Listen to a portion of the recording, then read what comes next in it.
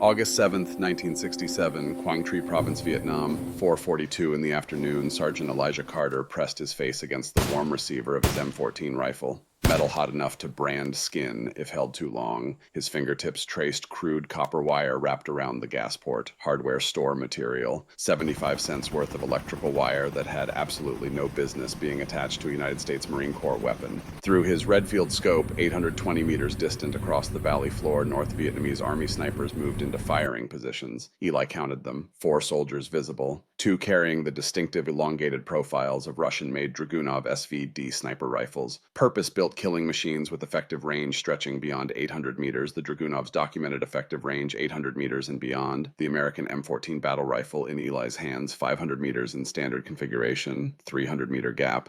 3 football fields of distance where North Vietnamese snipers could kill Marines without Americans able to shoot back. Eli knew this mathematics intimately, had watched it play out in blood and screaming. 17 Marines killed between January and June 1967 by enemy snipers firing from ranges American weapons could not counter. Corporal Carlos Martinez, Private Tyler Jackson, 15 others whose names Eli whispered when sleep would not come. Lance Corporal Ryan Mitchell shifted nervously beside Eli, 19 years old, kid from Oregon, with gift for reading wind, hands trembling as he watched Eli prepare to fire. Staff Sergeant Thompson's going to court-martial you when he sees what you did to that rifle. Eli did not respond. Focus remained locked on enemy position. Controlled breathing. 4 seconds in, hold 2 heartbeats. 4 seconds out, hold 2 heartbeats. Ancient rhythm that steadied hand and slowed pulse. He felt rough copper wire pressing against his cheek. Modification that took less than 1 hour, cost exactly 75 cents, violated every weapon maintenance protocol in the Marine Corps manual. But if it worked, 2,000 American Marines moving through the valley below would live to see tomorrow. If it failed,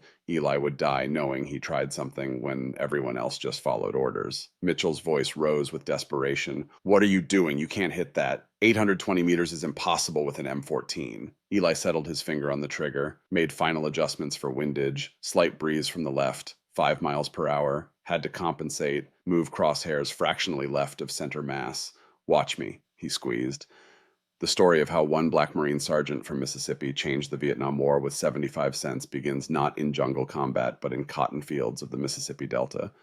Begins with a sharecropper's son who learned physics from textbooks he was not supposed to have, who learned that excellence could not be denied forever even when systems tried. April 18th, 1944, Greenwood, Mississippi, Elijah Carter entered the world, third of 5 children born to Moses and Ruth Carter, sharecropping family working land they would never own, living in house that leaked when rain came, eating meals stretched thinner than food should stretch. Moses Carter had served in the segregated 92nd Infantry Division during World War II, fought for America in Italy while America kept black soldiers separate from white, earned Bronze Star and respect from men who bled beside him, returned home expecting something different, found instead the same America he left, same segregation, same poverty, same casual cruelty of system that measured men by skin first. But Moses brought home something more valuable than medals, brought lesson he would teach his children every day. This country ain't perfect, son, but it's worth fighting for. Sometimes you got to earn respect before they're ready to give it. God gives gifts for a reason. Don't you dare hide yours. The Carter family owned exactly one firearm, old Remington bolt-action rifle that Moses used for hunting. Food on table depended on Moses's aim, on whether rifle found target, on whether expensive cartridges counted every time. Eli was 8 when his father first put that Remington in his small hands, showed him how to shoulder the stock, how to sight down barrel, how to squeeze trigger smooth instead of jerking, how to respect weapon as tool that fed family. Eli took to shooting like some children take to reading. Natural talent that could not be taught, could only be nurtured. By age 9, Eli could hit targets grown men struggled to see. Squirrel at 70 yards, deer at 150 yards, tin cans on fence posts that disappeared when others tried. Uncanny ability that made neighbors talk, made some folks uncomfortable. In Mississippi back then, being known as the black boy who could shoot wasn't something folks celebrated, but Moses said talent is from God. Honor it, don't hide it just because some people don't like where it comes from. Moses understood his son possessed gift, understood also that gift carried complications in 1950s Mississippi. Black child who excelled drew attention. Attention could be dangerous, but Moses believed hiding talent was worse sin than attracting jealousy. Young Eli did not just learn to shoot, learn to understand shooting, the physics of it, the mathematics, the science beneath skill. This is where Mrs. Helen Richardson enters the story. Black science teacher at segregated elementary school in Greenwood. Woman with master's degree from Tuskegee Institute. Woman who saw in young Eli something rare. Mind that questioned why facts were true. Mrs. Richardson taught in school that received textbooks after white schools finished with them. Taught with equipment outdated and inadequate. But Mrs. Richardson kept personal library advanced physics textbooks, mathematics books beyond standard curriculum knowledge, supposedly not meant for colored schools. One afternoon in 1957, 13-year-old Eli stayed after class, asked Mrs. Richardson why bullet dropped when you fired rifle, why you had to aim high to hit distant target, why wind pushed bullets sideways. Mrs. Richardson made decision that afternoon, decision that violated unwritten rules, decision that would echo through decades and save thousands of lives in war not yet started. She gave Eli advanced physics textbooks, explained gravity and air resistance and ballistic coefficients, taught him mathematics of projectile motion, taught him that understanding why things work is power no one can take from you, not poverty, not segregation, not system designed to limit what you could become. That woman changed my life, Eli would later say. She showed me that knowing the science of something, really understanding why things work, that's power they can't take, even when they take everything else. Eli devoured those textbooks, read by kerosene lamp because family could not always afford electricity, worked equations on scrap paper, applied principles to shooting, began to understand rifle not as mysterious tool, but as machine governed by physics. High school graduation arrived in 1962. Eli stood at crossroads, faced by many young black men in Mississippi Delta, factory jobs in northern cities, following father into sharecropping that crushed bodies and spirits, limited options defined by geography and history and skin color. But President Kennedy was pushing military integration. Marines needed men.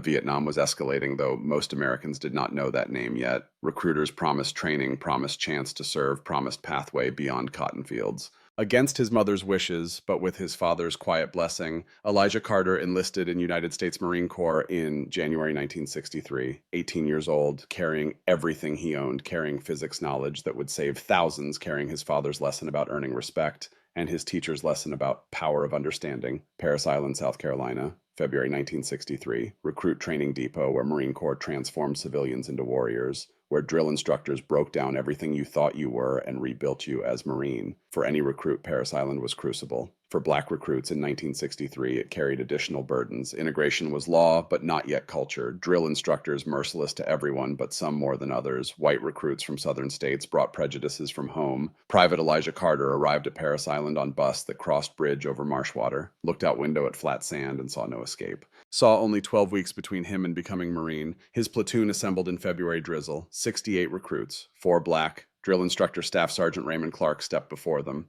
White man.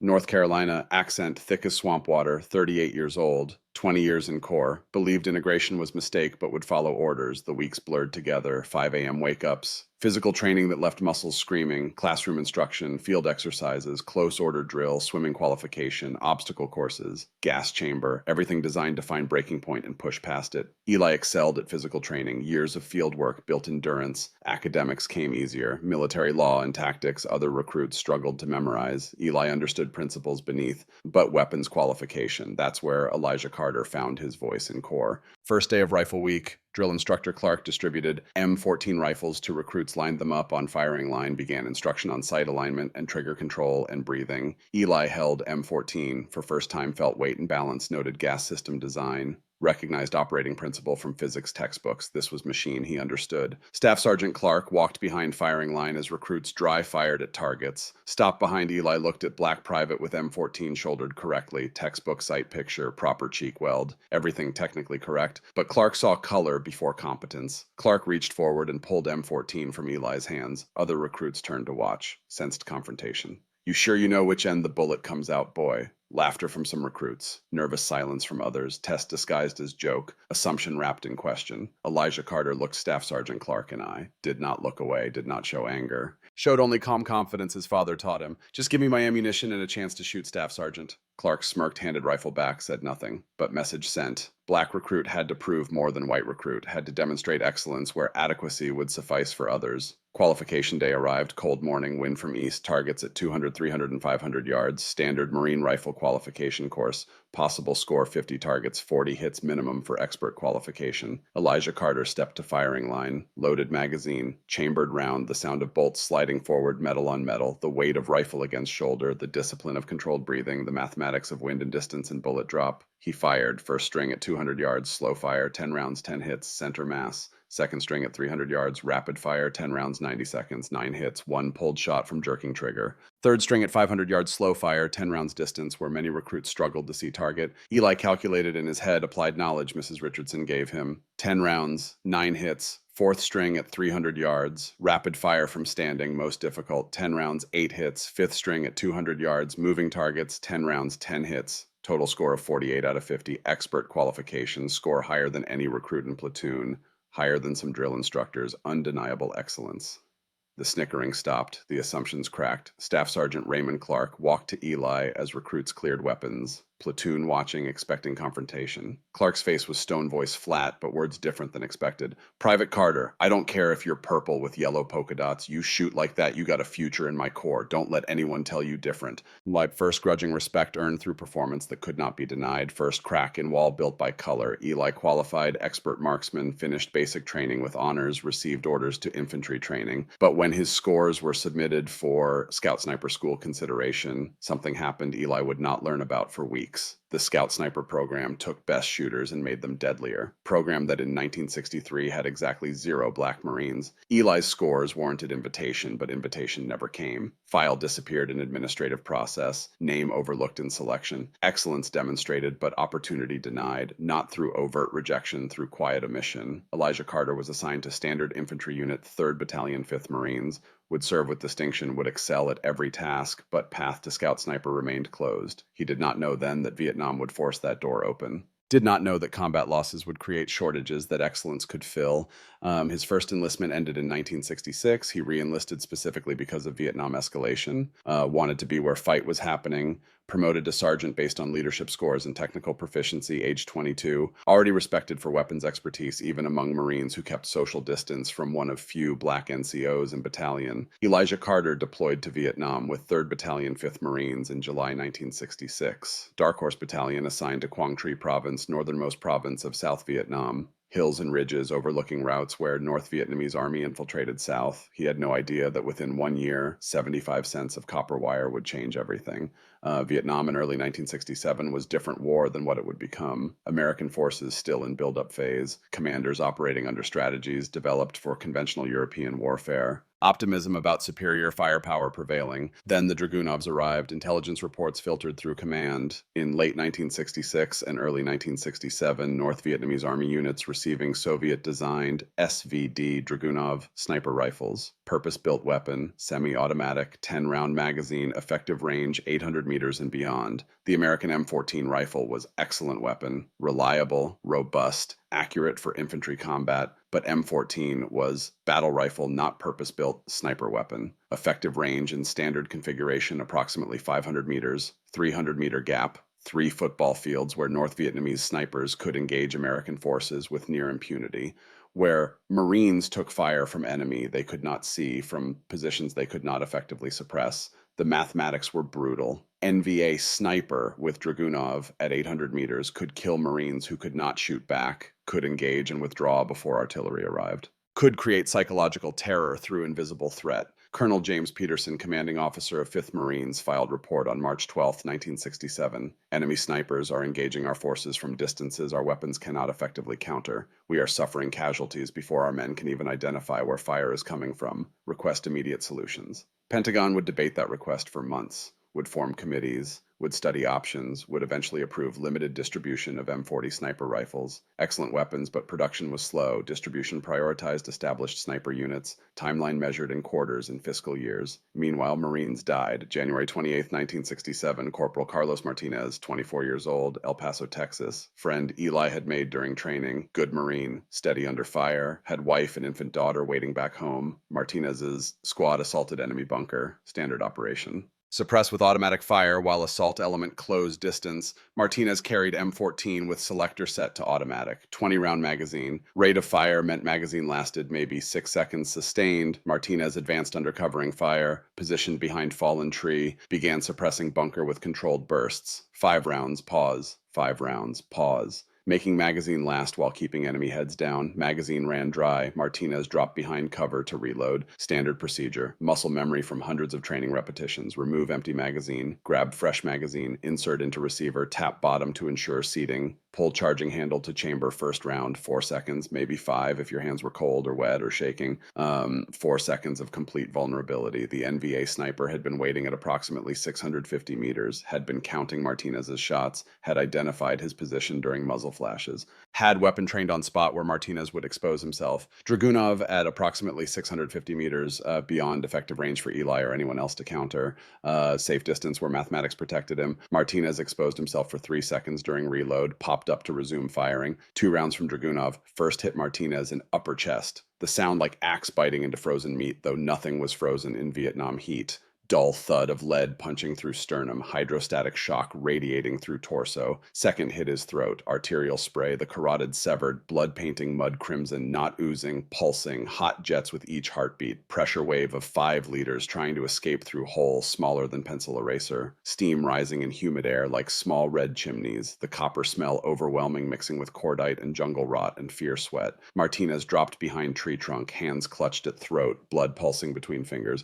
Hot against afternoon air, slippery, each heartbeat pumping more life onto Vietnam soil. Eli reached Martinez within 30 seconds, applied pressure, hands sliding in blood, called for corpsman, but human body contains approximately 5 liters of blood. Martinez was losing liter every 45 seconds. Math that allowed no miracles. Martinez bled out in 4 minutes, died with unfired magazine lying in red mud beside him. Died knowing he never got to shoot back. Eli held Martinez while life drained away. Held friend who had bought him beer before they shipped overseas, who had shown him pictures of wife and baby daughter, blood soaked into Eli's uniform, still warm, the weight of Martinez's body going slack in his arms. That particular weight, when muscles stop resisting gravity, when person becomes object. Martinez's last words were whispered confession between blood-bubbled breaths, voice wet, gurgling, each word costing him. They're counting our shots, Eli.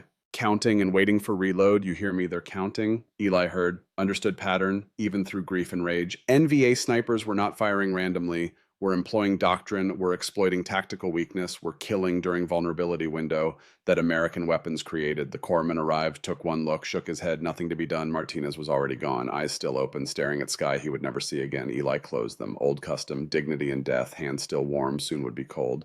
That night, Eli wrote in journal. He kept hidden journal no one saw. Wrote entry dated January 28th, 1967. Martinez dead, 650 meters. Could not shoot back. They are counting our shots. They know exactly when we reload. They kill us during the 4-second gap. Pentagon says wait 6 to 8 months for new equipment. How many more Marines die while committees debate? Someone needs to change the math. Eli did not write that he would be the someone. Did not yet have solution, just new problem had to be solved. New waiting for authorization meant more friends dying helpless. By June 1967, 3rd Battalion, 5th Marines had lost 17 men to enemy sniper fire at ranges beyond effective M14 capability. 17 confirmed. Number did not include Marines wounded, did not include psychological casualties, did not include morale damage from knowing enemy could kill you from safety. Marines started calling them ghost rounds. Bullets that seemed to come from nowhere, from invisible enemy, from distances where American weapons could not respond. Terror of being targeted by threat you cannot counter. February 3rd, 1967, 6 days after Martinez. Private Tyler Jackson, 19 years old, Boston, Irish kid with red hair and freckles, youngest in squad, sent half his pay home to help single mother raise 4 younger siblings. Similar scenario, different location, same mathematics. Jackson engaged enemy position with M14. Controlled fire discipline, made his 20 rounds last longer than most Marines managed. Good shooter for limited experience. But 20 rounds eventually became 0 rounds. Jackson needed to reload, ducked behind rice paddy dike, grabbed fresh magazine, started reload procedure, enemy sniper at approximately 700 meters, different weapon, same Dragunov, same effective range advantage, same tactical employment, same targeting of vulnerability, 2 seconds exposure during reload, 2 rounds, both hit center mass, sucking chest wounds. The bullets punched through Jackson's lung cavity, air where air should not be, each breath pulling atmosphere through holes that should not exist. Tension building in chest cavity, pressure collapsing lung, heart being compressed by atmosphere it was never designed to hold. Jackson's body fought physics it could not win, each gasp more desperate than last, intercostal muscles straining, diaphragm heaving, mouth wide, eyes showing white all around. The particular panic of drowning in air, Jackson died in 8 minutes, kept apologizing while dying, voice getting weaker with each failed breath, each word taking more effort than last, apologizing for being 19, for being human, for needing to reload. Sorry, Sarge. Sorry I failed the squad. Sorry I let everyone down. Eli held him too, held 19-year-old kid who should have been in college or working construction, told Jackson he did not fail, told him he was good Marine, told him none of this was his fault. But Jackson died believing he failed, died apologizing for being killed by weapon he could not counter from range he could not reach. That night, Eli disassembled his M14 on his bunk, studied gas port system with attention he had never previously applied, understanding operating principles from Mrs. Richardson's physics lessons. Gas bled from barrel through port near muzzle, directed to piston, piston-operated bolt, cycled action, chambered next round. System calibrated for reliability across wide range of conditions, prioritized function over maximum performance, but maximum performance was what Eli needed. Needed bullet to go faster, travel farther, retain energy at extreme distance, needed to close that 300-meter gap.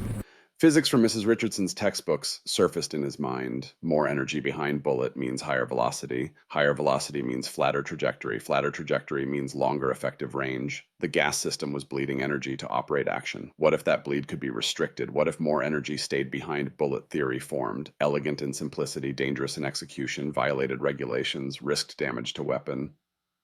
But compared to watching more Marines die helpless, risk seemed acceptable. That night, Eli cleaned his M14, thought about Martinez and Jackson, thought about 17 dead Marines, thought about his father's lesson about earning respect, thought about Mrs. Richardson's lesson about power of understanding, and decided being right mattered more than being authorized. Eli needed copper wire, needed materials simple enough that base hardware carried in stock, needed one night to prove theory, needed willingness to violate every regulation if it meant men would stop dying from ghost rounds they could not counter. Tomorrow, Eli would acquire what he needed. Tomorrow night, under stars and secrecy, he would test whether 75 cents of copper wire could change mathematics of survival, whether physics could beat doctrine, whether one black sergeant from Mississippi could solve what Pentagon committees could not. If you served in Vietnam, you know the weight of decisions made under fire, the mathematics of survival when committee solutions arrive too late. Share your stories in comments below. Your voice matters. Your experience counts. Tomorrow night would prove whether courage and physics could overcome bureaucracy. Whether innovation could save lives when authorization would not, whether being right mattered more than being authorized, the answer would echo through 22 years of silence before truth finally emerged. But first, Eli had to survive the test. August 5th, 1967, 2 days before the shot that would change everything, evening settled over Combat Outpost Eagle like weighted blanket. Heat that punished during daylight faded to humid warmth that clung to skin. Mosquitoes emerged from shadows, drawn to carbon dioxide and sweat. Somewhere distant artillery rumbled. Thunder that never quite stopped in Quang Tri province. Eli sat alone in corner of supply bunker. Rest of platoon occupied with evening routines. Writing letters home, playing cards, cleaning weapons for 100th time, normal activities of men trying to pretend tomorrow might not kill them. Eli had different purpose tonight. He needed copper wire. Needed materials simple enough that base hardware store carried in stock. Specific gauge, specific length, specific purpose he could not explain to anyone who might ask questions. Corporal Dennis Martinez worked supply section, had reputation for acquiring items not officially available, operated in gray spaces between regulation and necessity, understood that war created needs peacetime procurement systems could not anticipate. Eli found Martinez sorting inventory behind supply tent, canvas flapping in evening breeze, smell of dust and JP4 fuel and canvas mildew.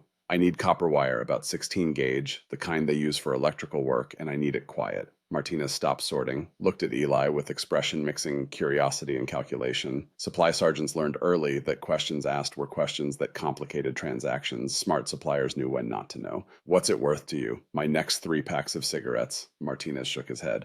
Smiled slightly. Man who understood value of leverage. Make it 5, and I don't tell anyone about those PX items that keep finding their way to that Vietnamese village down the road. Eli allowed small smile. Always knew Martinez saw more than he said. Good quality in supply sergeant, dangerous quality in wrong hands. Always knew you were too observant for your own good, Martinez.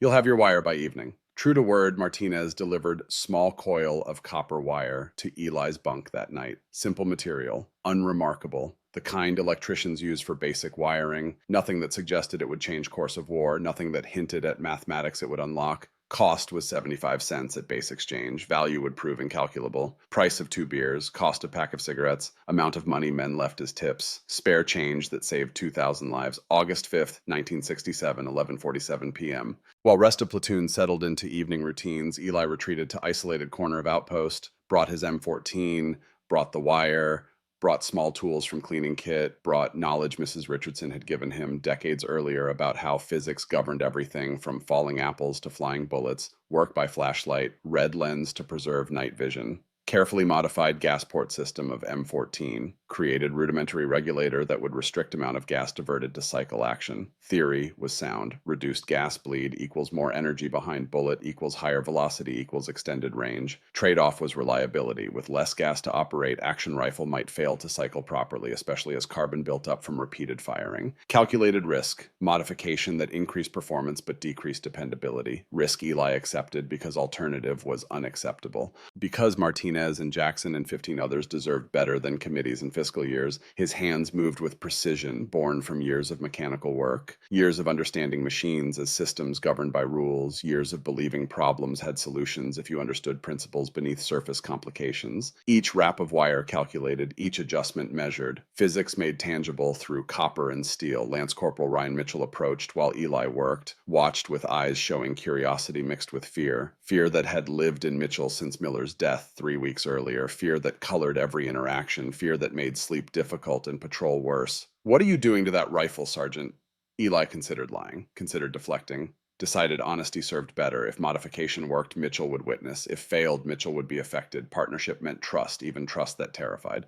"I'm changing the rules, Mitchell. Dragunov has range because it's designed to push bullet faster farther. Our M14S can do same if we help them." Mitchell's eyes widened. Voice rose with genuine alarm. 19 years old and already aged by what he had seen, by partner dying in his arms, by terror of invisible enemy. "That's against regulations. They'll bust you back to private, court-martial you for damaging government property." Eli continued working without pause, hands steady, voice calm, man who had made decision and accepted consequences. "Only if it doesn't work, Mitchell. If it works, they'll be too busy giving me medals to worry about regulations." Mitchell shook his head. Fear and disbelief warring in expression, young face lined with old concerns, wore aged men in ways calendar could not measure. "You're crazy, Sergeant. You know that." Pause. Then Mitchell added, voice softer, "And if that thing blows up in your face during test, I'll be one dragging your sorry self back to base." Eli finished final adjustment, looked up at Mitchell. A loud, small smile. First crack in wall Mitchell had built around himself since Miller died. "That's what spotters are for, isn't it?" Mitchell did not smile back, but gave slight nod, acceptance that they were in this together, whatever this became, whatever tomorrow brought. Partnership forged through shared risk and impossible mathematics. Neither man spoke about deeper fear, fear that Eli carried, fear that Mitchell understood even if unspoken, fear that modification might fail catastrophically, that rifle might jam or explode, that desperation might have produced disaster rather than solution, that physics theory and combat reality were different animals entirely. Only one way to find truth, only one way to know if copper wire could beat Soviet doctrine. Midnight approached. Midnight. Outposts settled into uneasy quiet, broken by distant artillery and closer insect sounds, crickets, frogs, nightbirds calling. Vietnam came alive after dark, different world than daylight revealed. Eli made decision that combined necessity with risk, could not go into combat without testing, but could not test on official range with unauthorized modification, could not explain copper wire to range officer, could not justify violation of protocol before knowing if violation worked. Found Mitchell preparing for sleep. Exhaustion in every line of body. War was waiting, punctuated by terror. "Get your gear, we're going for walk." Now middle of night. "Can't test this on base range. Need somewhere quiet, somewhere no one asks questions." Mitchell understood immediately. Started gathering equipment, fear evident in movements, hands shaking slightly as he collected spotting scope, rangefinder, notepad, but loyalty stronger than fear, partnership stronger than terror. They moved through darkness to remote firing position, 2 kilometers from outpost. Place where sound would not carry to main base. Place where failure could happen without witnesses. Place where truth could be tested away from regulations and committees and consequences. Mitchell whispered urgently as they walked. Vegetation brushing against uniforms. Night sounds loud around them. Every shadow potentially hostile. Every sound potentially threat. Sergeant, this is insane. If anyone finds out we're out here testing unauthorized modifications in middle of night, they will throw book at you. Court-martial, dishonorable discharge, everything. Eli cut him off gently, voice calm, man at peace with decision.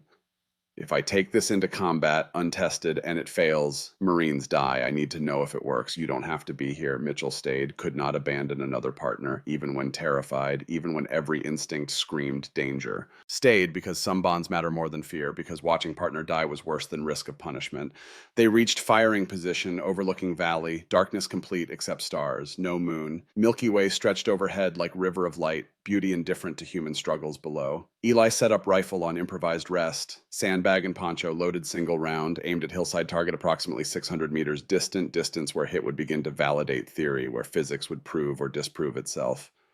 If this explodes, tell my family I tried something when no one else would. Mitchell positioned himself slightly behind and to side, voice tight with tension, fear making words clipped. Jesus Christ, Sarge. Eli squeezed trigger, rifle fired, but action locked completely. Bolt frozen, spent casing jammed in chamber, weapon completely non-functional, physics theory meeting reality in worst possible way. Modification that should have worked, producing catastrophic failure. Instead, Mitchell's reaction was immediate. Voice broke between anger and terror, all fear surfacing at once, all trauma from Miller's death flooding back. I told you this was crazy. You were going to get us both killed with this stupid idea. Panic rising, trauma surfacing, Miller's death replaying in memory, blood and brain matter, partner dying instantly, fear that getting close to another partner meant watching them die, fear that Eli's modification was death sentence for both, fear that innovation meant disaster. Mitchell's voice cracked, young man breaking under weight of too much death. Miller died because equipment failed at wrong moment. Now you're deliberately making rifles fail. You're creating the thing that kills us. Eli worked calmly to clear jam, used knife to pry stuck brass from chamber, examined wire modification, hands steady, mind calculating, too much restriction.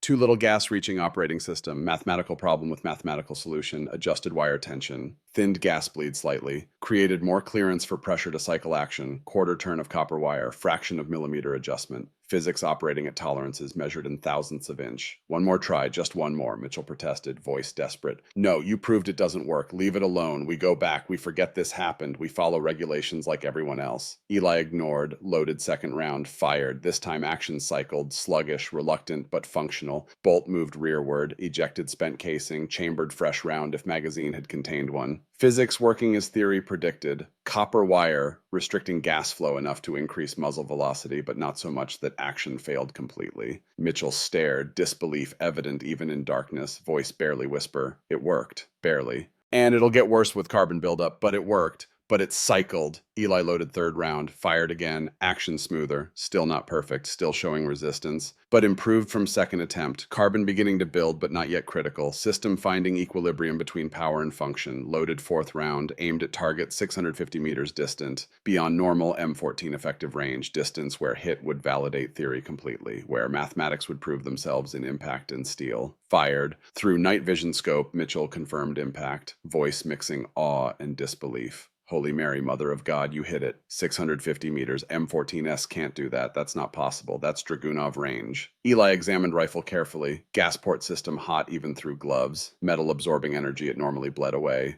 Carbon already beginning to build around modification. Black crust forming where gas escaped. Action would continue degrading with use. Maybe 10 shots before complete failure. Maybe fewer. Maybe enough. But 10 shots might be enough. 10 shots might close 300-meter gap. 10 shots might save lives. 10 shots might prove that being right mattered more than being authorized. Mitchell's voice changed. Fear mixed with dawning realization. Young man seeing possibility emerge from terror. You just hit target at 650 with weapon that shouldn't reach that far. Tomorrow you're actually going to use this in combat. Tomorrow, 2,000 Marines enter Valley. Tomorrow, NVA snipers will establish positions at 800 meters. Tomorrow, this modification either saves lives or gets me killed trying. Pause. Darkness heavy around them. Decision point reached. Then Mitchell asked question that mattered. Question that cut through fear and regulations and consequences to core truth.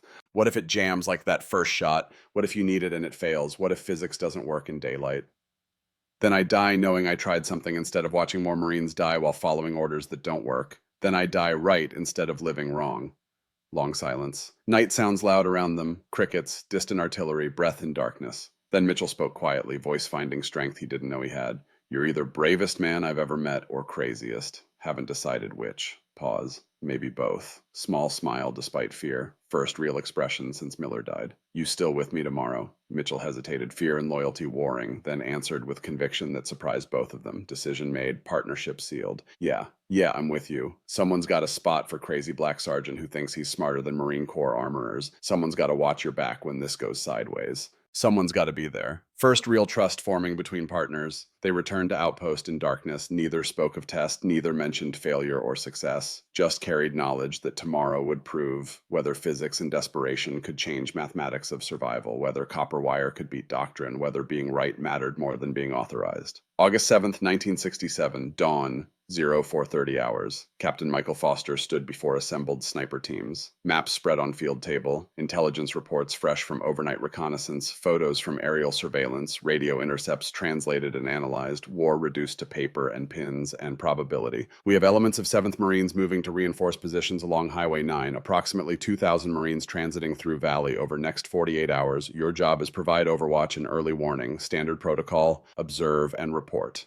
Do not engage unless directly threatened or specifically authorized. Staff Sergeant David Thompson assigned positions, pointed to map sectors, red circles marking observation posts, blue arrows showing friendly movement, black question marks where enemy might hide. Carter Mitchell, you'll take OP3 on Eastern Ridge. Good visibility of main approach routes from north. You know the drill. Observe report. Stay out of trouble. Eli nodded, felt modified M14's weight across back, knew it barely worked, knew it had jammed catastrophically during first test, knew carbon buildup would degrade function rapidly, knew 2,000 Marines' lives might depend on weapon that failed 1 out of 4 attempts during testing, pre-dawn hike through wet underbrush, 3 kilometers to observation post, vegetation soaked with dew, every step making sound, every sound potentially giving away position. Mitchell whispered questions that Eli heard but did not answer. You actually going to use that thing if I have to? And if it jams like last night, if it locks up solid when you need it most, then I guess I'll die trying something instead of watching more Marines die while I follow orders. Then physics will have final say. Then we'll know if being right matters more than being authorized. Mitchell fell silent, processed conviction that bordered on fatalism, understood that Eli had made peace with risk, had calculated that being right mattered more than being alive, that saving 2,000 men was worth one sergeant's life, that innovation required courage. They reached OP3 just as first light touched eastern sky, shallow depression reinforced with sandbags, camouflaged with local vegetation, excellent vantage over valley and northern approaches, position that gave clear fields of fire, position that made them visible if anyone looked hard enough. Morning passed without incident, birds called, light mist burned off under rising sun, heat building with daylight. By midday, first elements of 7th Marines appeared at Southern Valley entrance. Small columns moving cautiously along established routes toward designated positions. Men who did not know someone watched over them. Men who did not know copper wire might save their lives. Mitchell radioed, professional, calm, fear buried under training. Command, this is Sierra 3. We have friendlies entering Valley from south. No sign of enemy activity in our sector. Over. Sierra 3 Command acknowledges. Maintain observation out. Afternoon wore on. More Marine units moved into Valley. Eli estimated nearly 500 men visible from their position. More arriving hourly. Reinforcement operation proceeding according to plan. War as planners envisioned. Reality matching maps and arrows and probability. Then 1438 hours. Everything changed. Movement, North Ridge, 2 o'clock. Mitchell's voice suddenly tight. Professional mask cracking. Fear underneath. Multiple figures moving into position. Eli swung scope to indicated position. Through magnified optics saw them clearly. 6 to 8 NVA soldiers establishing what appeared to be crew served weapons positions. Among them 2 carried distinctive profiles of Dragunov rifles with PSO-1 scopes, purpose-built sniper weapons, Soviet doctrine-made steel. Mitchell checked rangefinder against map. Numbers that determined life and death, mathematics that showed impossible gap. 820 meters to nearest, 850 to ridge position. Well beyond M14 effective range by 300 meters, exactly firepower gap that had killed 17 Marines. Exactly distance where NVA snipers believed themselves safe. Exactly mathematics that made Marines helpless. Exactly problem Eli had spent one night trying to solve. Inside NVA position, 820 meters distant, Senior Lieutenant Nguyen Ten Long settled behind his Dragunov SVD, 28 years old. Hanoi native, Moscow-trained sniper instructor, 3 years combat experience, confident in Soviet equipment superiority, man who believed distance equaled safety, Long spoke to his junior snipers in Vietnamese tone instructional, almost casual, teacher sharing wisdom with students, veteran educating recruits. Americans below are sheep. They're M14 rifles, maximum 500 meters effective. We are at 820 meters. They cannot touch us here. Soviet doctrine protects us. Mathematics protects us. Distance protects us.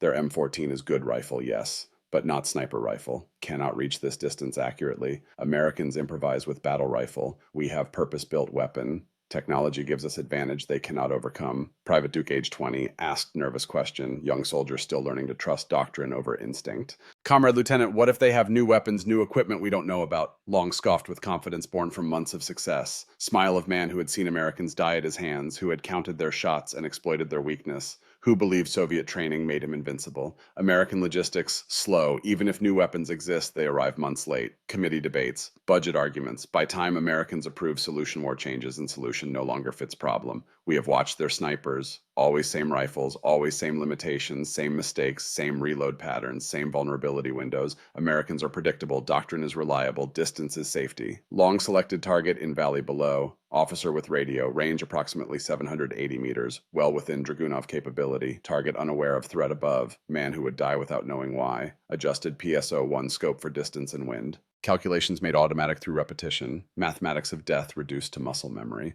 Watch Duke. I will show you how Dragunov dominates battlefield, how Soviet engineering defeats American improvisation, how distance equals safety. Finger began taking slack on trigger, professional calm, heart rate steady, breathing controlled, perfect execution of Soviet doctrine, mathematics about to prove themselves in American blood. 820 meters away, Elijah Carter settled modified M14 on sandbag rest. Long had no idea American was watching him, had no idea mathematics were about to change, had no idea copper wire had closed gap he believed absolute, had no idea physics cared nothing for doctrine. Mitchell radioed immediately. Voice urgent, fear breaking through. Command, this is Sierra 3. We have visual on enemy force establishing positions on North Ridge. Approximately 6 to 8 individuals, including sniper teams. Request permission to engage. Over. Radio crackled with response. Command tone suggesting request was absurd. Voice of officer who believed regulations more than reality. Sierra 3, negative on engagement. Range is beyond your capability. We're scrambling air support. Maintain observation and provide updates. Out. Mitchell looked at Eli, frustration evident. Young man watching mathematics play out, knowing what comes next. Air support minimum 20 minutes out, Sarge. Those Marines in Valley, they're walking into killing zone. They're sheep, like Long said. They don't know death watches from above. They don't know NVA counts their shots. Through scope, Eli watched NVA snipers completing setup, one already in firing position, spotter beside him, weapon trained on valley below, clear shot at hundreds of exposed Marines who had no idea of threat above, mathematics about to prove themselves in ways Pentagon never calculated. Mitchell's voice rose with desperation, all fear pouring out, all trauma from Miller's death surfacing. What are you doing? Command said no engagement. They think we can't hit from here. They don't know about wire. They don't know about physics. They'll court-martial you for violating direct order. They don't know what this rifle can do now. Mitchell's voice breaking, fear and trauma mixing, young man confronting too much death too fast. Neither do you, Sarge. You tested it once. It jammed 3 times first. Carbon buildup will be worse in combat. Heat will be worse. Stress will be worse. What if it jams solid like last night? What if you need second shot and bolt locks? What if physics fails when it matters most? They'll zero in on us. They'll kill us both. I can't lose another partner. I can't watch you die like Miller died. Miller's death in Mitchell's voice. Terror that getting close meant watching them die. Fear that loyalty meant trauma. Fear that partnership meant loss. Eli's response was calm, almost gentle. Man who had made peace with mathematics of mortality. Then I better make first shot count. Settled breathing into ancient rhythm. 4 seconds in, hold 2 heartbeats. 4 seconds out, hold 2 heartbeats. Ritual older than rifles. Discipline that steadied hand and slowed pulse. Physics of human body preparing for physics of ballistics. World narrowed to view through scope. NVA sniper centered, Nguyen Thanh Long. Unaware American watched him. Unaware mathematics were about to change. Unaware copper wire had closed gap. Unaware being right mattered more than being authorized. Final adjustment for extreme distance. Holdover calculated based on estimated velocity increase from modification. All theoretical. No combat data. Betting 2,000 lives on physics and desperate hope. Betting everything on 75 cents and courage. If you served in combat, you know this moment. The moment before trigger press. When decision becomes action. When theory meets reality. Share your experience in comments below. Your voice matters. Your story counts. Mitchell whispered one last time, voice barely audible. Prayer more than protest. Command said, stay out of trouble, Sarge. Sometimes trouble is exactly what's needed. Sometimes being wrong according to regulations means being right according to reality. Sometimes copper wire matters more than committees. Between heartbeats, Eli squeezed trigger. Modified M14 roared, sound noticeably different from standard report. Sharper crack. Distinct metallic resonance as restricted gas system forced more pressure behind bullet. Acoustic signature of physics pushed past design limits. Sound that announced innovation or disaster.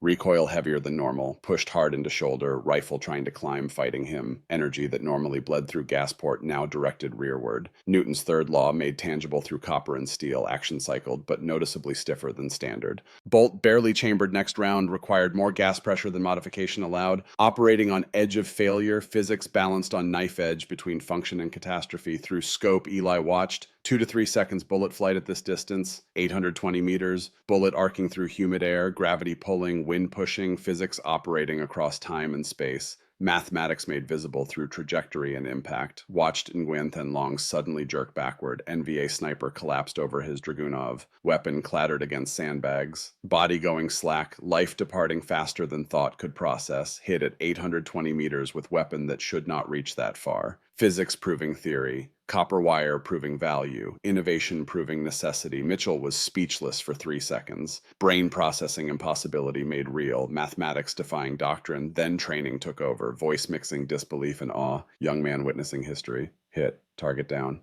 Holy Christ, you actually hit him. 820 meters. That's not possible with M14. That's Dragunov range. That's Soviet territory. That's impossible made real. Senior Lieutenant Nguyen Thanh Long's final moment was confusion more than pain. Felt massive impact in chest. Dragunov's scope shattered from bullet passing through, fell backward. Last thought was disbelief. Physics contradicting doctrine, reality contradicting training, Americans doing impossible. Kung They, Americans cannot reach this far. Soviet doctrine says they cannot reach this far.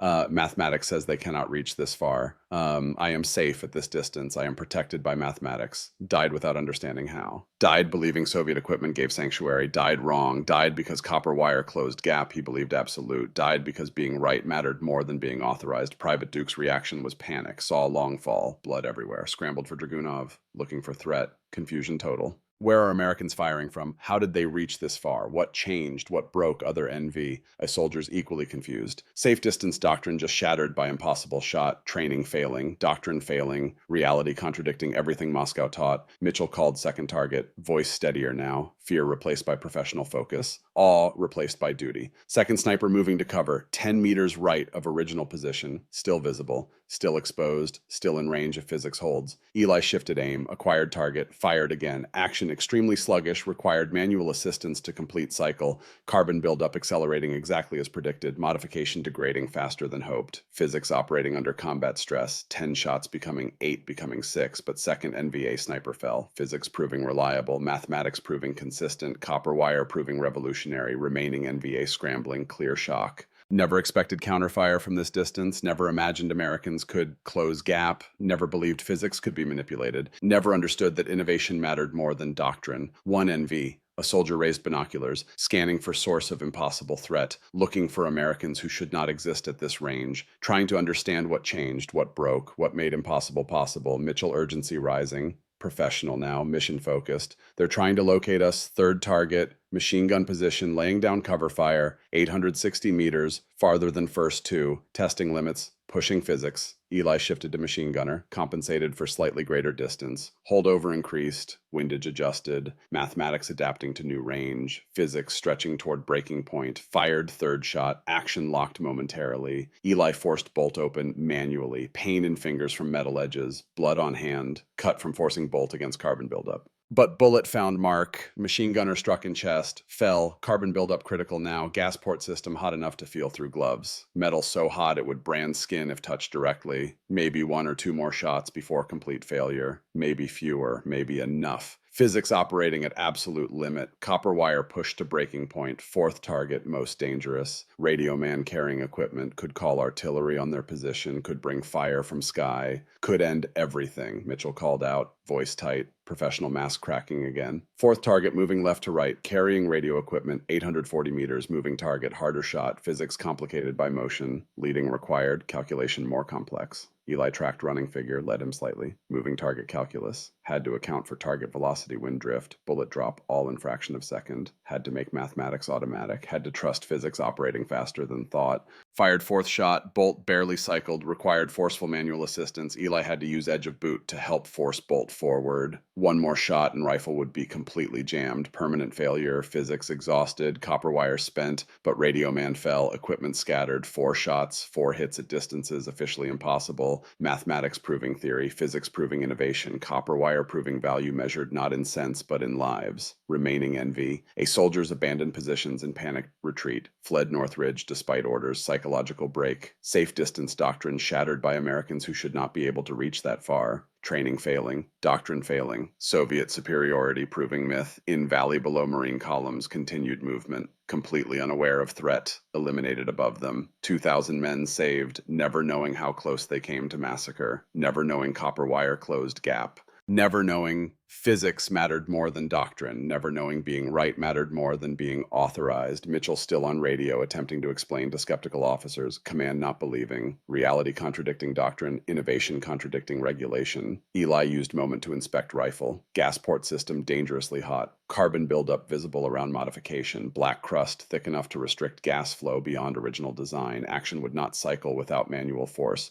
Maybe 1 shot remaining before permanent jam, maybe none. Modification worked, but at severe cost to reliability. Physics proved, theory validated, innovation successful but barely. Copper wire stretched to breaking point. Mathematics operating at absolute limit. Command wants us back at OP immediately. Mitchell ended radio conversation. Captain Foster personally coming to debrief. And Sarge, he doesn't sound happy. He sounds confused. He sounds angry. He sounds like man whose world just changed and he doesn't know how. Did you tell them about hits? Yeah.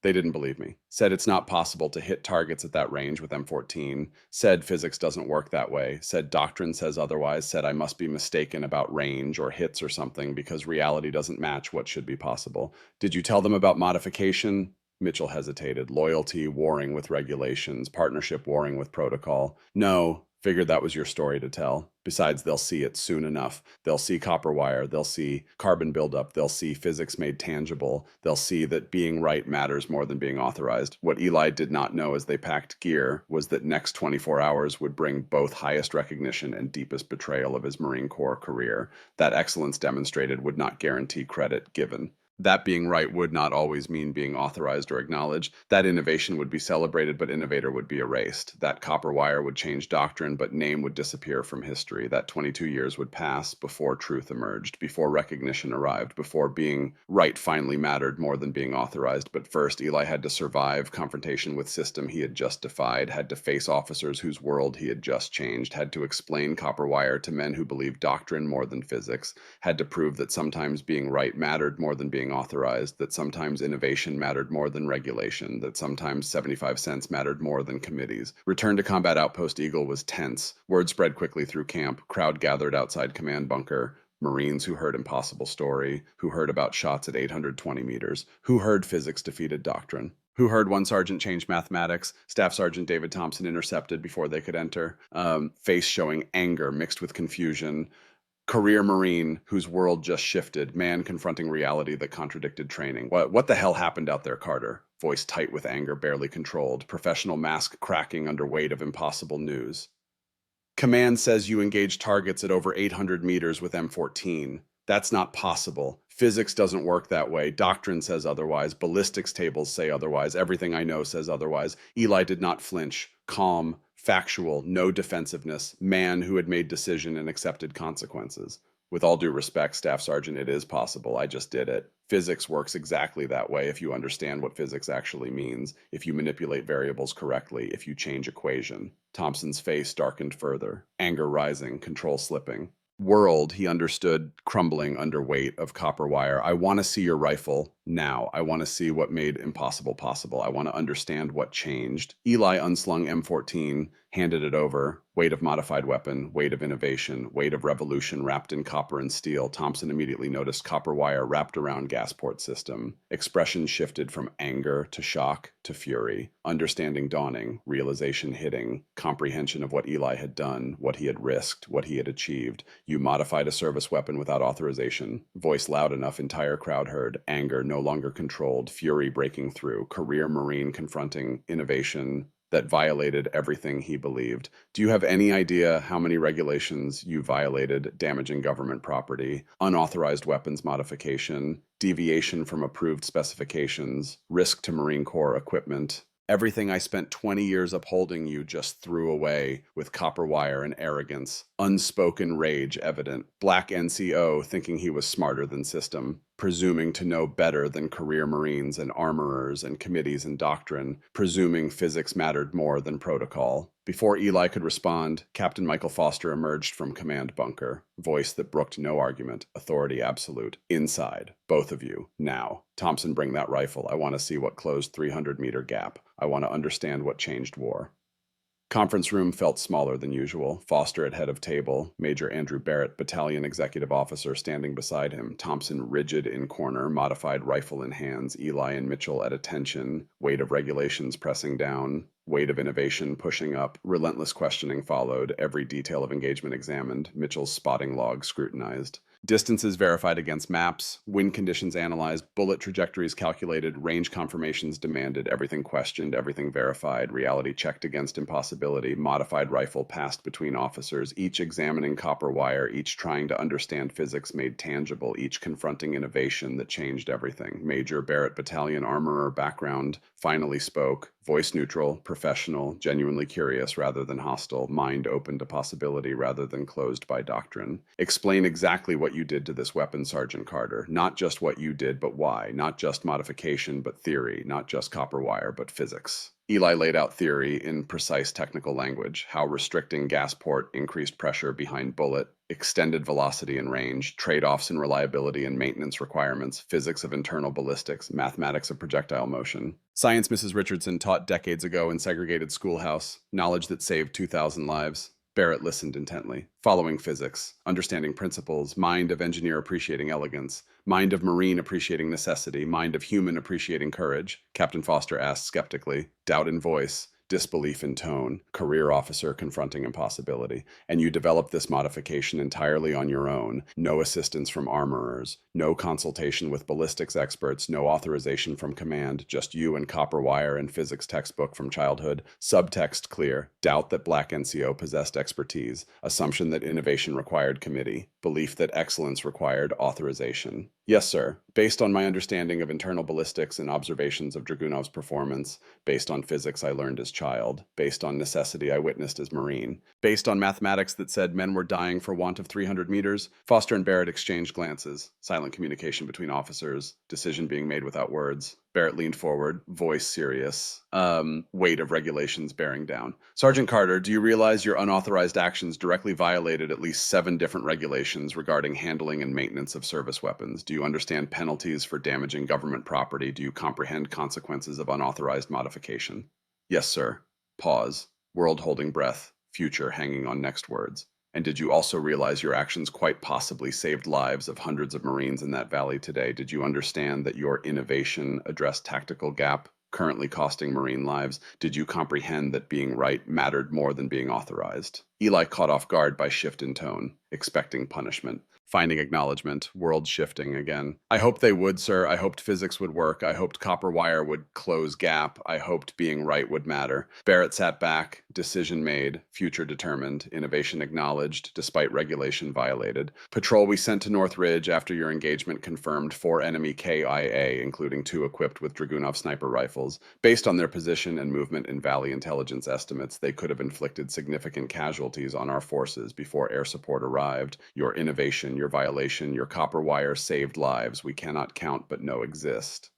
Magnitude beginning to sink in, reality of what happened, weight of what was accomplished, value of 75 cents made tangible in lives saved, Foster continued, voice measured, institutional compromise being articulated, system protecting itself while acknowledging innovation. Here's our situation, Sergeant. We can't officially condone what you did. That would create chaos. Every Marine modifying weapons however they want, every soldier thinking innovation justifies violation, every man believing being right justifies being unauthorized. System cannot function that way. But we also can't ignore innovation that addresses tactical gap currently costing Marine lives.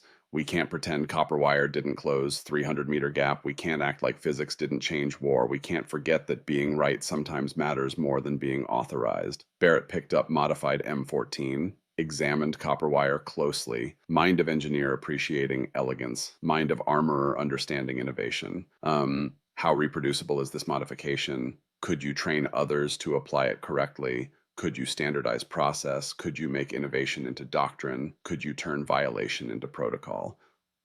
Yes, sir, it's not complicated. Copper wire and physics. But refinements could make it more reliable with proper materials and testing. Machine shop could improve what hardware store started. Engineering could perfect what necessity created. Barrett nodded toward Foster. Decision communicated without words. Captain, I think we need to involve battalion R&D in this. If Sergeant Carter's modification can be standardized and properly tested, could provide interim solution until more M40 rifles distributed, could save lives while committees debate, could prove innovation matters more than authorization when men are dying. Foster agreed. Future determined, innovation acknowledged, revolution beginning. Sergeant Carter effective immediately. You're temporarily assigned to Battalion Research and Development Team. You'll work with our armorers to refine your modification and develop standardized procedure for application. You'll turn violation into protocol. You'll make being right into being authorized. Is that clear? Eli stunned. Yes, sir. Expecting punishment, finding recognition, world shifting faster than thought could process. As for matter of your unauthorized actions, Barrett continued, voice carrying weight of institution. There will be official reprimand in your file. Record will show violation. Protocol will be maintained. System will be protected. Pause for effect. World holding breath. Unofficially, however, I expect you'll find that reprimand carries very little weight in future considerations. Officially punished, unofficially rewarded. System protecting itself while acknowledging innovation. Reality more complex than regulations allow, minimum required punishment, maximum practical reward, system protecting itself while acknowledging innovation, institution compromising between regulation and necessity, between doctrine and reality, between being authorized and being right. 3 weeks intensive work followed. Eli collaborated with Battalion Armory Section. Armorers initially skeptical, black sergeant teaching white specialists, racial politics 1967 making expertise suspect, but expertise proved undeniable. Understood gas systems better than career armorers, understood physics better than trained engineers, understood necessity better than protected specialists. Crude copper wire evolved into precisely machined gas regulator, easy installation and removal, switchable configurations between standard and extended range, field expedient becoming standard equipment, innovation becoming doctrine, violation becoming protocol, testing confirmed theory, modified M14 rifles achieved 800 to 900 meter effective range under ideal conditions, rivaled Dragunov performance, matched Soviet engineering with American innovation, closed 300 meter gap with 75 cents in physics, 300 meter firepower gap closed completely, mathematics changed, doctrine revised, war altered, technical manual developed, distributed to sniper units throughout 1st and 3rd Marine Divisions, innovation spreading, lives being saved, physics defeating doctrine across entire theater, credited to field innovations by combat personnel, no mention of Sergeant Elijah Carter by name, deliberate anonymity, racial politics, 1967, institutional preference for collective credit over individual recognition, system protecting itself by erasing innovator while celebrating innovation, excellence acknowledged, originator erased. Mitchell observed one evening as Eli read through manual, young Marines seeing injustice, partnership recognizing betrayal. They didn't put your name in manual, Sarge. They took your innovation but erased your identity. They accepted being right but denied who was right. I noticed. Voice flat, pain buried under dignity, hurt hidden behind professionalism. Doesn't that bother you? Don't you feel cheated? Don't you want credit for what you created? Pause. Eli choosing words carefully, man deciding what matters more, recognition or results, credit or lives, name or necessity.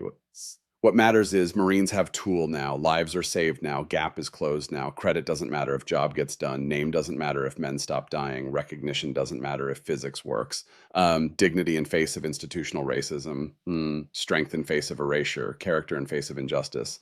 But inside, Eli wondered, if no one knows who solved problem, does solutions still count? If innovation is celebrated but innovator erased, does excellence matter? If being right is acknowledged but name is forgotten, what does recognition mean?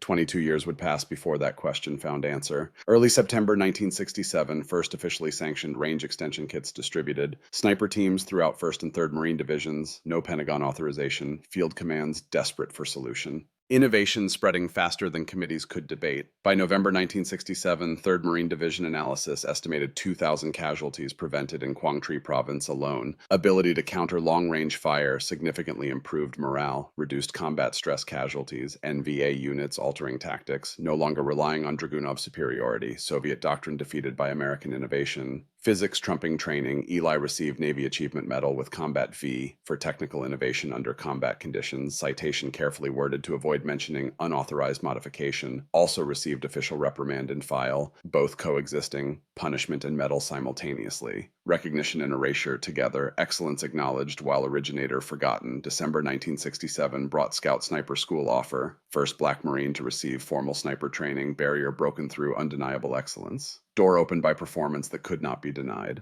By June 1968, Eli was teaching next generation at Quantico. Students remembered Sergeant who changed M14 doctrine. Some knew story, most did not. Name still absent from official histories. August 1971, Eli separated from Marine Corps, age 27, 8 years service, changed course of war, saved thousands of lives, broke racial barriers through undeniable excellence, received medal and reprimand, had name erased from technical manuals, returned to civilian life that still struggled with racism and Vietnam stigma, moved to Atlanta. General Motors hired him as automotive engineer. Colleagues never knew about sniper background, never knew about modification that saved 2,000 lives. Just knew Eli Carter as quiet black engineer, really good with mechanical systems. 1973, married Diana Foster, school teacher. 3 children followed: Elijah Jr., Helen named after Mrs. Richardson, Moses named after his father. Decades of silence about military service began. Eli rarely spoke of Vietnam, never mentioned modification, never discussed saved lives or broken barriers. Through 1970s and 1980s, Vietnam War history books published, sniper tactics discussed, M14 modifications mentioned in technical histories, always same phrase, field innovations by combat personnel, never mentioned Sergeant Elijah Carter, never mentioned 1st Black Marine Scout Sniper, never mentioned 75 cents that saved 2,000 lives. Eli watched history being written without his name, watched contribution erased systematically, not through malice necessarily, through bureaucratic convenience, through institutional preference for anonymous credit, through unwillingness to acknowledge that black NCO solved problem white Pentagon committees could not. 22 years passed like water through fingers, 1967 to 1989, story buried deeper with each passing year, excellence erased, innovation celebrated, originator forgotten, truth hidden behind collective credit and institutional anonymity until September 1989 when everything changed. If you or your family served in Vietnam, you know weight of contributions never acknowledged, no pain of excellence erased, no frustration of being right without being recognized. Share your stories in comments below. Your voice matters, your experience counts. Recognition delayed is better than recognition denied. September 1989, Atlanta, Vietnam Veterans Gathering at Downtown Convention Center. Eli rarely attended these events, found them difficult, too many memories, too many ghosts. But Diana encouraged him. You should connect with men who served, maybe see some old faces, maybe find closure you never had. Large gathering hall, hundreds of veterans from various services. Eli uncomfortable in crowds, considered leaving early. Then across room, familiar face, older, gray hair, slight limp, but unmistakable. Colonel David Thompson, retired. Staff sergeant who commanded Scout Sniper Platoon, who had been furious about modification, who had been skeptical of black sergeant joining elite unit, who represented institutional barriers Eli faced, who embodied system that erased him. Thompson recognized Eli simultaneously, walked directly over, no hesitation, extended hand, expression mixing respect and regret. Sergeant Carter, or should I say Wireman, the sergeant who figured out how to make our rifles outshoot Dragunovs, the man who changed war with 75 cents, the Marine whose name I helped erase. Eli stunned that Thompson remembered him, stunned more by respect in voice, by acknowledgement in tone, by regret in words. That was long time ago, Colonel. Different war, different world, different men. Thompson voice carrying weight of decades. Not so long that I've forgotten, not so different that truth doesn't matter. Do you have any idea how many Marines are alive today because of what you did? Do you understand legacy you created? Do you comprehend change you made? Eli struggled to process expected dismissal or indifference, finding acknowledgement, respect, something approaching gratitude, something resembling apology. I just did what needed to be done, sir. Just solved problem I saw. Just tried something when everyone else followed orders. Just believed being right mattered more than being authorized. Thompson's expression shifted, became serious, almost pained. Career officer confronting mistakes made decades earlier. Man facing truth he helped hide. Sergeant Carter, I owe you apology. Several, actually. Pause. Difficult admission for career officer. Truth harder than expected. Weight of decades pressing down. When you returned from OP3 that day with modified rifle, I was furious. Thought you were undisciplined. Thought you were arrogant. Thought you violated everything I believed about protocol and regulations and proper channels. Another pause, truth cutting deeper, pain showing through professional mask. And if I'm being completely honest, if I'm telling truth, I should have told 22 years ago. I thought Black NCO couldn't possibly understand ballistics well enough to modify rifles successfully. I thought innovation required committees and authorization and white expertise. I thought excellence needed permission. I was wrong about all of it. And I'm sorry. I'm sorry for anger. I'm sorry for doubt. I'm sorry for erasure. I'm sorry for helping system forget your name. 22 years of institutional racism acknowledged in moment, not absolved, not erased, but recognized, spoken, made real through words, long overdue. Eli processed apology, weighed sincerity, found it genuine, man facing truth about himself, officer acknowledging failure, human recognizing humanity. I appreciate that, Colonel. Took courage to say, takes strength to admit error after 22 years, takes character to face truth about yourself. Thompson's purpose became clear, voice strengthening, decision made, action determined. I'm military historian now, documenting Marine Corps innovations in Vietnam. I've been trying to find you for 2 years. Your story needs to be told. Technical innovation, yes. But bigger story, Black Marines solving problem, white Pentagon committees couldn't. Excellence breaking through systemic barriers, truth delayed but not denied, being right, mattering more than being authorized. Would you work with me on this? Help me document what really happened. Help me restore name that should never have been erased. Help me prove that recognition delayed is better than recognition denied. Eli hesitated. 22 years of silence, 22 years of erasure, 22 years of watching history written without his name, 22 years of wondering if excellence unacknowledged still counted, 22 years of questioning whether being right mattered if no one knew who was right. Why now? Why after all these years? Why when most people forgotten? Why when war is history and men are old and moment has passed? Thompson met his eyes directly, voice firm, conviction absolute, man on mission of redemption, because truth matters, because Marines who come after us need to know innovation happens at every level, because excellence transcends barriers, because being right matters more than being authorized, and because erasing your contribution was wrong. I was part of that wrong. I helped system forget your name. I want to help make it right. I want to restore truth. I want to prove recognition delayed is better than recognition denied. Months of interviews followed. Thompson, methodical and professional, interviewed Eli extensively, tracked down Mitchell, now Master Gunnery Sergeant retired, found other scout snipers from 1967, reviewed declassified after-action reports, documented entire story with historian's precision, truth assembled piece by piece, history corrected fact by fact. Mitchell's testimony particularly powerful. Now 63 years old, 25-year career behind him, influence throughout Marine Corps weapons development programs, voice carrying weight of experience and authority. Sergeant Carter saved my life in more ways than one. My previous spotter died 3 weeks before Carter arrived. I was terrified, traumatized, couldn't sleep, couldn't trust, couldn't believe partnership wouldn't mean loss. Carter showed me fear doesn't disqualify you from courage, that doing what's right matters more than following rules that don't work, that being right matters more than being authorized, that innovation matters more than regulation when men are dying.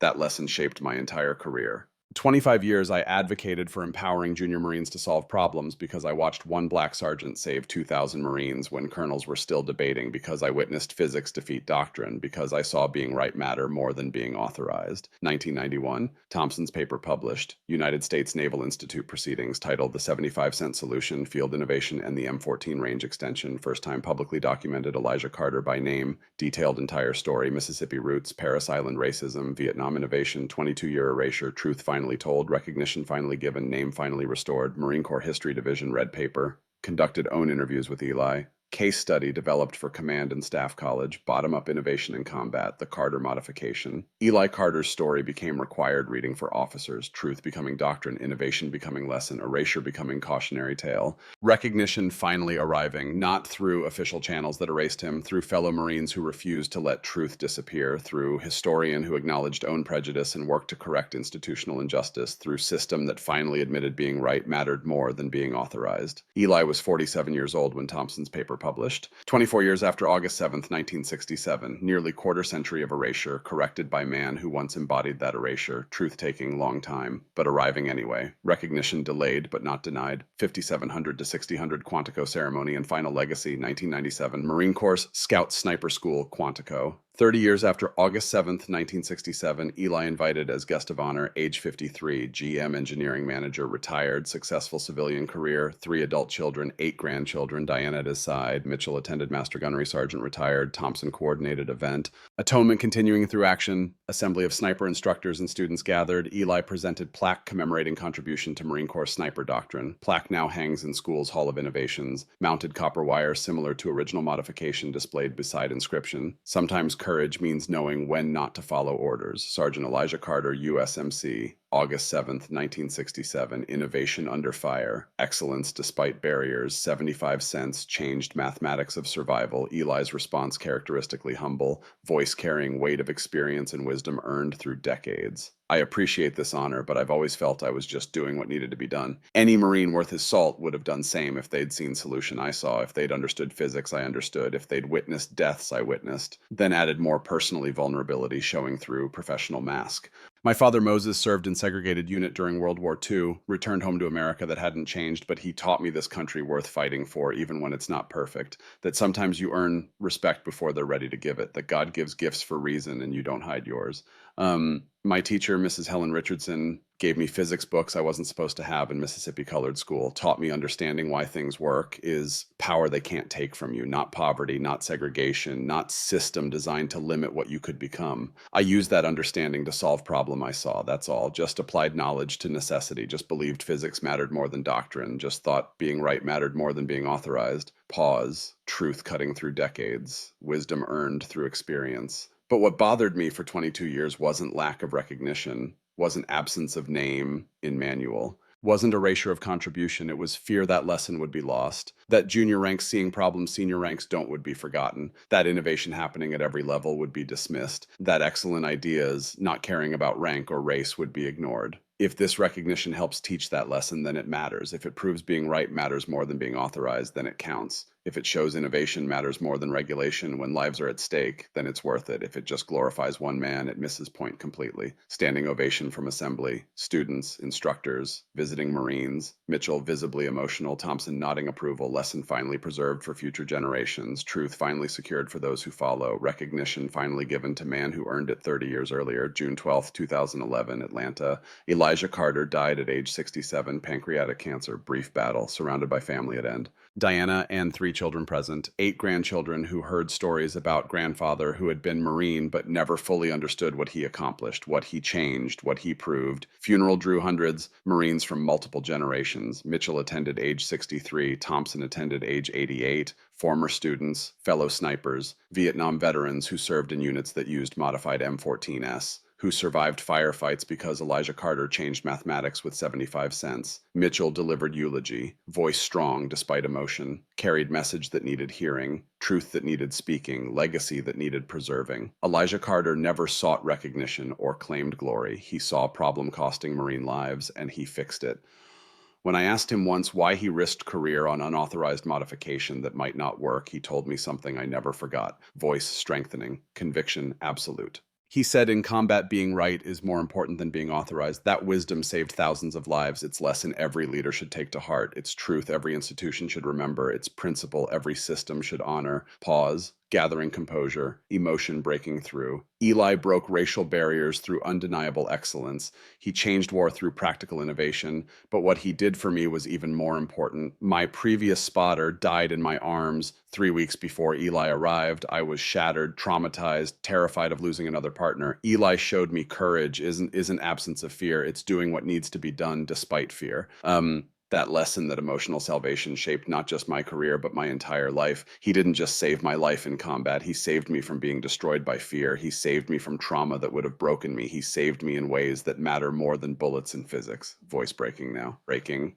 Tears visible. Truth raw and real. We owe him everything. Those 2,000 Marines who walked through that valley on August 7th, 1967, owe him their lives. Most never knew, most never understood, most never realized copper wire saved them. But we who served with him know, and we won't forget. We will never forget. We will tell his story until last of us is gone, and then story will live in manuals and classrooms and memories of Marines who never met him but benefit from what he created. Family donated items to National Museum of Marine Corps, Navy Achievement Medal with Combat V, official reprimand letter, Both documents together, irony preserved. Original prototype gas system modification. Photograph of Scout Sniper Platoon 1967. Museum display in Vietnam War Gallery features items prominently. Placard reads, How Black Marine from Mississippi Changed Sniper Doctrine with 75 cents. Story preserved for future generations who need to understand excellence transcends barriers, that innovation comes from unexpected sources. That being right matters more than being authorized. Modern Marine Corps teaches Eli Carter's story as case study in empowered innovation. Young Marines learn sometimes greatest contributions come not from headquarters but from front lines, not from generals but from sergeants, not from those with most authority but from those with best understanding of problem. Every field modification, every bottom-up innovation, every junior Marine who sees problem and solves it rather than waiting for permission. All carry forward lesson Eli taught with 75 cents and courage to violate regulations when lives hung in balance.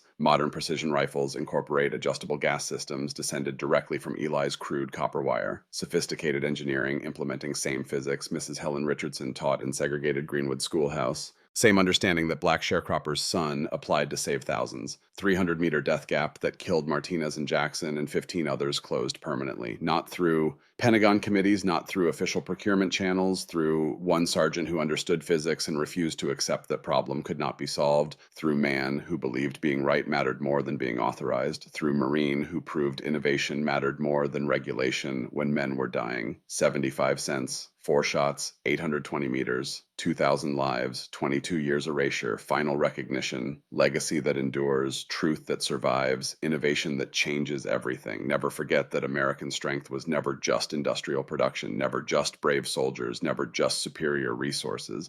American strength was always practical thinking at every level, bottom-up innovation, solving problems with tools available rather than tools wished for. Changing rules when rules stopped working, adapting faster than enemies could respond. Elijah Carter's story may have been forgotten by textbooks for 22 years, but will be remembered by those who understand innovation under fire is truest form of courage.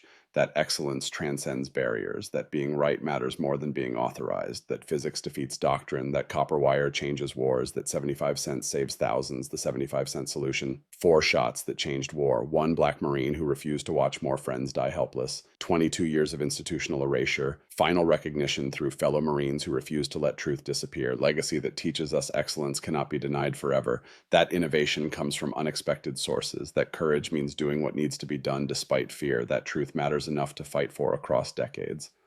Never forget Sergeant Elijah Carter, the wireman. The man who changed mathematics of survival with 75 cents and infinite courage. The man whose name was erased, but whose legacy endures. The man who proved sometimes being right is more important than being authorized. The man who showed innovation matters more than regulation. The man who demonstrated physics defeats doctrine. The man who believed excellence transcends barriers. Never forget that sometimes being right is more important than being authorized.